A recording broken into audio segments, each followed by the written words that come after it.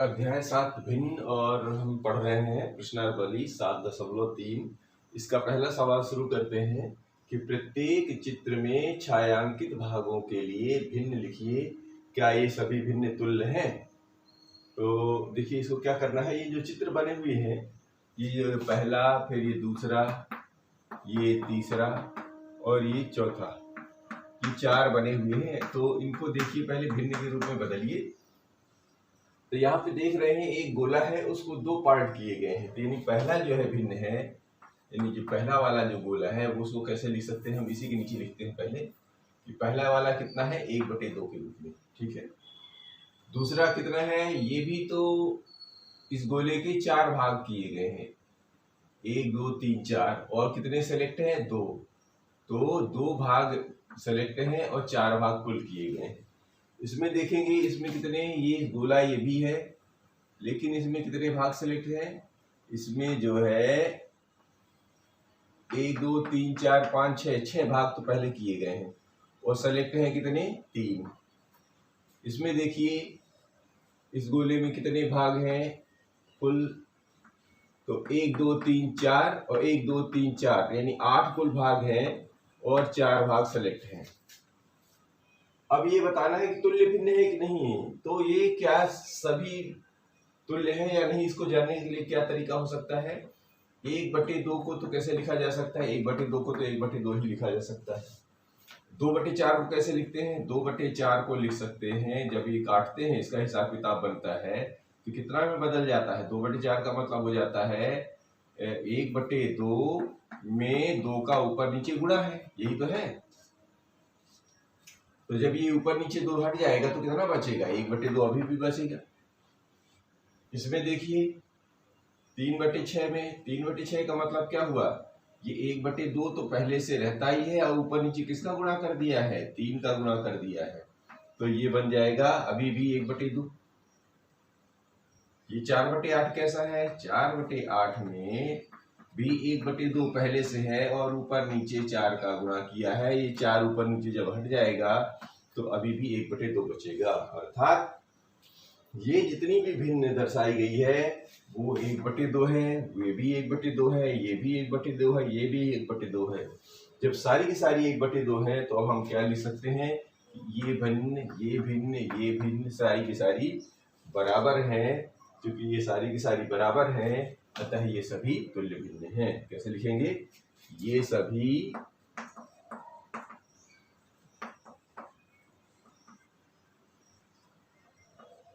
तुल्य भिन्न है, या तुल्य भिन्न लिख दिए, भिन्न लिखा था अभी, भिन्न लिख दिया, तुल्य भिन्न है। इसका इस तरह जवाब होगा। बी पार्ट भी लेते हैं इसका, इसी का ये बी पार्ट लेते हैं। इसमें देखिए ये 5 डिब्बे अलग अलग रखे हुए हैं, इनमें कुछ बॉल रखी हुई है, ठीक है। इसमें कितनी बॉल है कुल गिनिए, तो 4 4 8 4 12, तो ये पहले वाले का बना कुल 12 बॉल, और सेलेक्ट कितनी की गई है 1 2 3 4, तो पहले देख लेते हैं 4, ठीक है। इसमें देखिए कुल है 9, इसमें कुल 9 बॉल है, ठीक है। सेलेक्ट कितनी है 3, तो ये 3 सेलेक्ट हो गई। इसमें कुल कितनी है 3 3 6, तो ये हो गई 6 बॉल में से 2 सेलेक्ट है, ठीक है। इसमें से देखिए इसमें से 3 बॉल है और 2 सेलेक्ट हैं। इसमें देखिए 5 10 15 बॉल है और सेलेक्ट कितनी है, इधर से 1, ये सेलेक्ट थी, 1 2 3 4 5 6 बॉल सेलेक्ट है। अब ये देखिए क्या सब बराबर है या नहीं। पहले तो इनको मानक भिन्न में बदल लीजिए, और अगर मानक भिन्न में बदलने के बाद अगर कुछ सेलेक्ट है तो फिर ठीक है।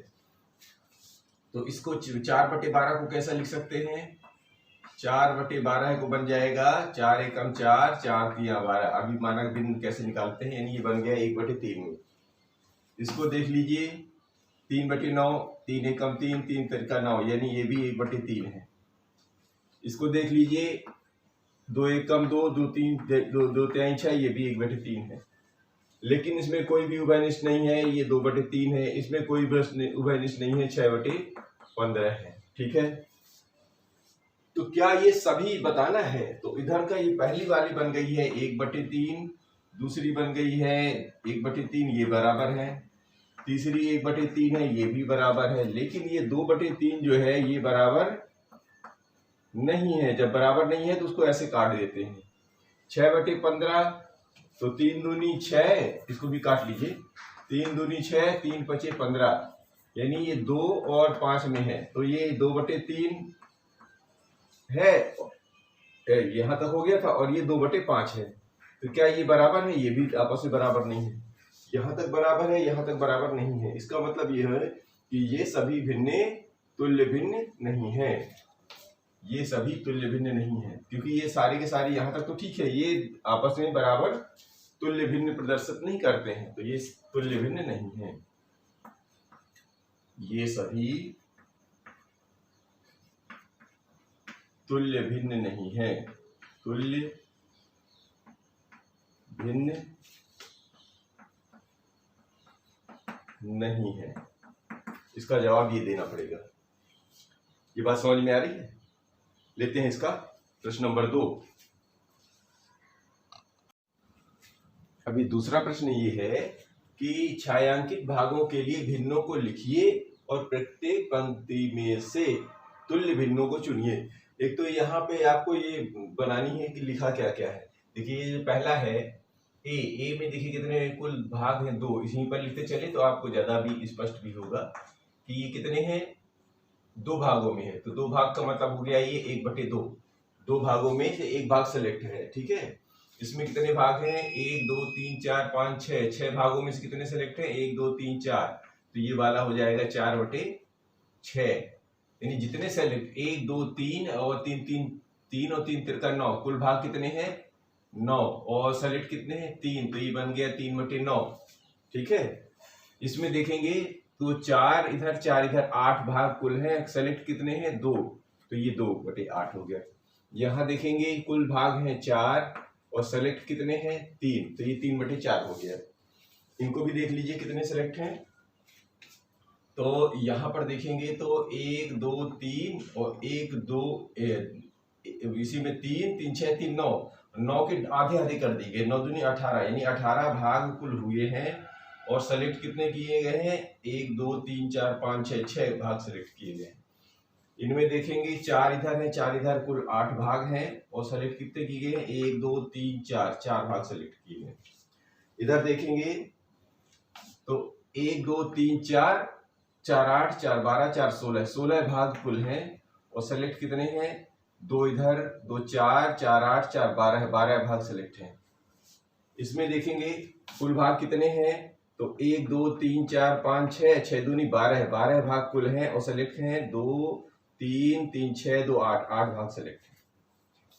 यहाँ पर देखेंगे कुल कितने हैं 1 2, और तो 2 से बन गया 1 2 3 1 2 3 4 4 4 8, और 8 के आधे आधे और 8 8 16 भाग हैं, और सेलेक्ट है 1 2 3 4, 4 सेलेक्ट है, ठीक है जी। अब इनकी जो है आप मानक भिन्न बना लीजिए, और मानक भिन्न बनाने के बाद जो है इनका हिसाब किताब कर दीजिए। तो यहीं पर लिख लेते हैं, ये है यहाँ पर कर देते हैं, जगह कम है फिर भी। यहाँ पे ये पहली